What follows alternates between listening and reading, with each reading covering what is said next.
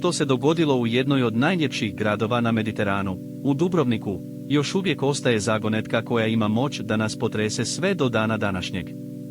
Na kraju ću vam pokazati jedan neverovatni detalj koji je promakao pažnji medija, ali prvo, ja sam vaš domaćin za daljnji true crime priču. Iako je Dubrovnik poznat po svojoj nekontaminiranoj arhitekturi i neprijenosivoj ljepoti, jedan slučaj je ostavio neriješenim velik broj pitanja. Radi se o smrti mlade žene koja je pronađena u jednom od lokalnih parkova, a detalji oko njezine smrti i dalje su obavijeni misterijom. Istražitelji su se suočili s mnoštvom pitanja, a glavno pitanje koje se nametnulo od samog početka jeste, bila li smrt slučajnost ili pak namjerno djelo?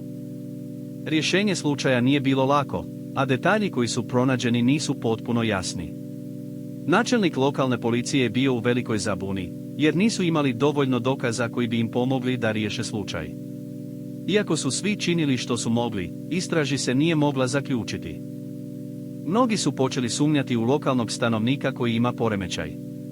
On je bio u blizini mjesta gdje je tijelo pronađeno i imao je povijest agresivnog ponašanja. Istražitelji su ga ispitivali, ali on je poricao da je imao ikakve veze sa smrću mlade žene. Tijekom istrage, ispitano je nekoliko osoba, ali nitko nije imao dovoljno dokaza koji bi ih vezali uz zločin. Iako je slučaj još uvijek neriješen, detalji koji su pronađeni upućuju na to da je smrt mlade žene bila slučajnost, ali se još uvijek ne zna pouzdano što se dogodilo te noći. Na kraju ću vam pokazati detalj koji je promakao pažnji medija, a koji bi mogao dati odgovor na pitanje o tome što se zaista dogodilo u Dubrovniku.